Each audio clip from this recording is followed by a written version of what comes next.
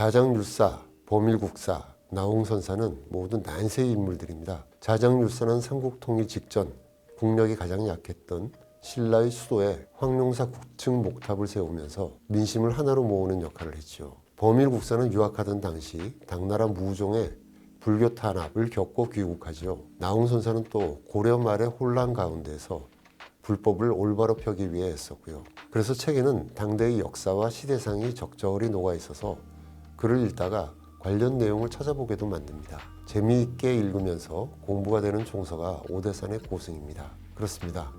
역사는 기억하고 기록하는 자의 것입니다. 반면 아무리 소중한 역사를 가지고 있더라도 기록하지 않는다면 언젠가는 잊히고 사라지게 됩니다.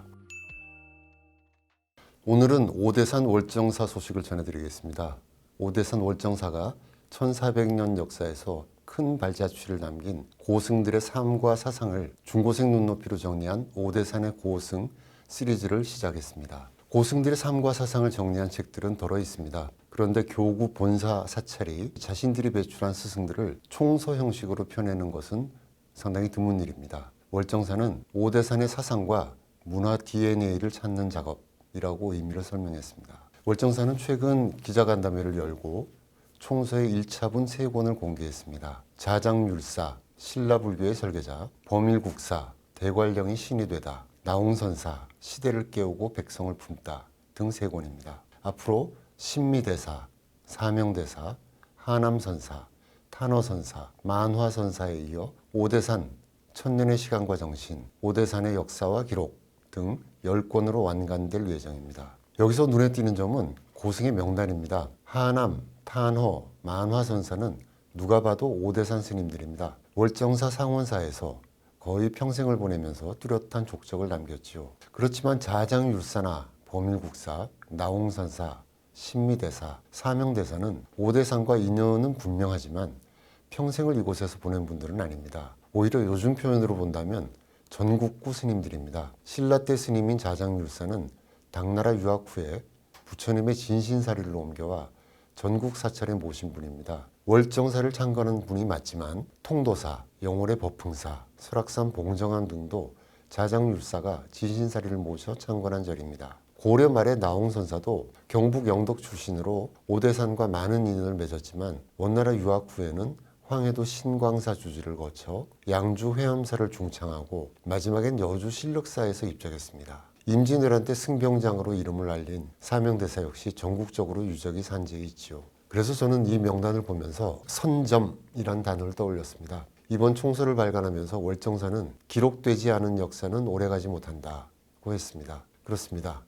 역사는 기억하고 기록하는 자의 것입니다. 반면 아무리 소중한 역사를 가지고 있더라도 기록하지 않는다면 언젠가는 잊히고 사라지게 됩니다. 그런 점에서 월정사의 선점은 의미 있는 작업입니다. 총서 발간 프로젝트는 월정사 주지 정념스님의 제안으로 시작됐다고 합니다. 2024년 연말 정념스님은 도서출판 민족사 윤창화 대표에게 10권짜리 총서를 제안했답니다. 윤 대표는 월정사와 각별한 인연이 있는 분입니다. 강원도 평창 출신인 윤 대표는 월정사로 출가해서 수행자로 살다가 환속한 후 출판사인 민족사를 설립한 분입니다. 출판사 설립 후에도 하남, 탄허, 만화선사의 사진을 정리한 오대산의 삼화상을 펴내는 등 월정사와 꾸준히 인연을 이어왔습니다. 그런 인연이 있었음에도 스님의 제안을 들은 윤 대표는 걱정이 앞섰답니다. 총서 10권 분량을 내려면 최소한 3억 원 정도의 예산이 든다는 것이죠. 월정사는 조계종 제4교구 본사로 많은 말살을 두고 있습니다. 그렇지만 한 번에 이런 거액을 마련한다는 것은 부담되는 일이죠.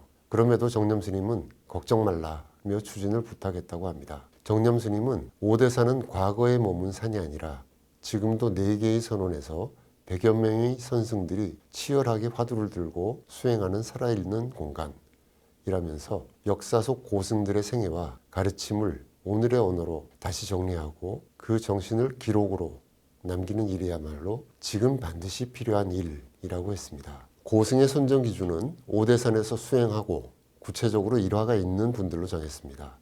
각계 전문가들로 집필진을 구성했고 오대산을 찾아 답사도 하고 워크숍도 열었습니다. 회의도 여러 번 했고요. 월정사와 출판사가 집필진에게 특별히 부탁한 것은 중고생 정도면 이해할 수 있는 수준으로 재미있게 소설 형식으로 써달라는 것이었답니다. 정념 스님은 고승들에 관한 전문가들의 논문은 많다. 그런데 일반인들이 읽을 만한 쉬운 책은 드물다고 했습니다. 이후 집필이 시작됐습니다. 여러분도 아시다시피 쉽게 쓴다는 것은 정말 쉽지 않은 일입니다. 정말 많이 알아야 쓰는 것도 쉬워질 수 있습니다. 이 기준에 맞추느라 자장율사 집필자 김형중 씨는 원고를 2번 고쳐 썼다고 합니다. 김 씨는 동국대 불교학과를 졸업하고 여러 불교계 신문의 논설위원을 지내고 불교 관련 저서도 다수 펴낸 전문가입니다. 그런 전문성이 오히려 쉽게 쓰는 데에는 방해가 됐던 셈이겠죠. 이런 노력의 결과 총서는 소설 형식으로 쉽게 읽히는 책이 되었습니다. 자장율사는 오대산의 계산조입니다. 불교에서는 계산조라 하여 그 절에 절을 처음 창건한 분을 계산조라고 부릅니다. 책은 신라의 모든 승려를 통솔하는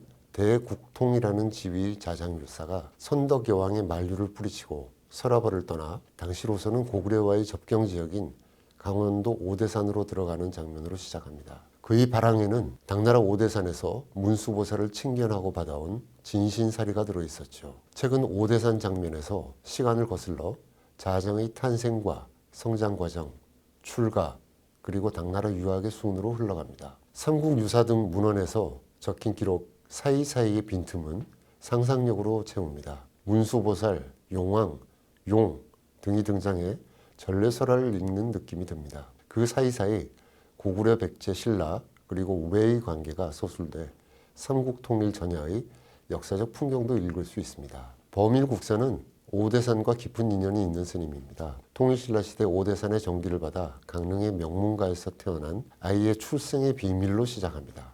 그 아이가 자라 고향을 떠나 금성, 설화벌을 거쳐 당나라에 유학해 당시로서는 새로운 불교 흐름인 서원종을 계승해 귀국하지요. 고향 강릉에 굴산사를 중심으로 사굴선문을 개창했는데 당시 구산선문 가운데 가장 세가 컸고 훗날 보조국사 진울, 나홍선사 등이 사굴선문에서 배출됐다고 하지요. 그런데 범일국사는 특이한 점이 있습니다.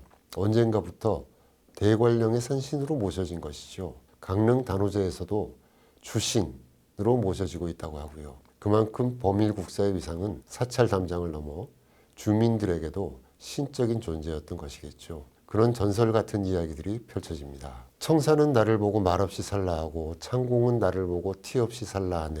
많이 들어보신 시지요. 이렇게 시작하는 청산가로 유명한 나홍선사는 고려 말의 선승입니다. 이 책에서는 경북 영덕에서 태어난 나홍선사가 원나라로 유학을 떠나 인도 출신의 지공선사를 비롯해 당대의 고승들과 선문답을 나누는 내용이 소개됩니다. 또 원나라 수도의 대찰인 광제선사의 주지까지 맡게 되지요. 불과 10년 사이에 제국의 정신적 스승반열에 오른 것입니다. 유학 후에 귀국한 그가 찾은 곳이 오대산이었습니다. 오대산 여러 암자에서 서너 달 혹은 한두 달씩 머물며 혼수 스님이란 분에게 법을 전하지요. 이후에 왕사로 임명돼 송광사 주지를 역임하고 공민왕의 지원으로 양주 회암사를 대가람으로 중창하게 됩니다. 이런 과정에서 태고 보우국사와 무학대사와의 인연도 소개가 됩니다. 자장율사, 범일국사, 나홍선사는 모두 난세의 인물들입니다. 자장율사는 삼국통일 직전 국력이 가장 약했던